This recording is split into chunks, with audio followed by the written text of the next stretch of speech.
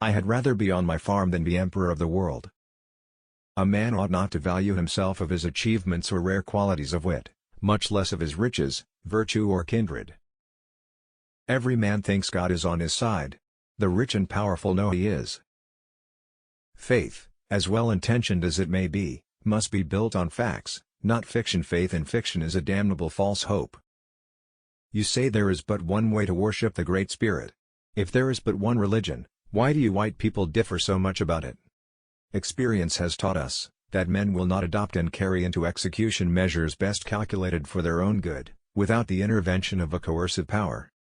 The bosom of America is open to receive not only the opulent and respectable stranger, but the oppressed and persecuted of all nations and religions, whom we shall welcome to a participation of all our rights and privileges, if by decency and propriety of conduct they appear to merit the enjoyment. Anything will give up its secrets if you love it enough. Not only have I found that when I talk to the little flower or to the little peanut they will give up their secrets, but I have found that when I silently commune with people they give up their secrets also, if you love them enough. It is absolutely necessary for me to have persons that can think for me, as well as execute orders. No people can be bound to acknowledge the invisible hand which conducts the affairs of men more than the people of the United States. Every step by which they have advanced to the character of an independent nation seems to have been distinguished by some token of providential agency. They came with a Bible and their religion stole our land, crushed our spirit. And now tell us we should be thankful to the Lord for being saved. Chief Pontiac, American Indian Chieftain.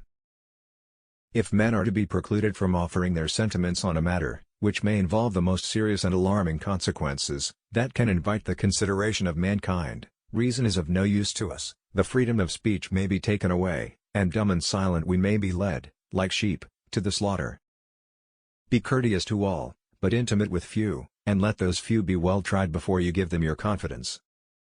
All national institutions of churches, whether Jewish, Christian, or Turkish, appear to me no other than human inventions, set up to terrify and enslave mankind, and monopolize power and profit. Let your conversation be without malice or envy, for it is a sign of a tractable and commendable nature, and in all cases a passion admit reason to govern. How far you go in life depends on your being tender with the young, compassionate with the aged, sympathetic with the striving, and tolerant of the weak and the strong.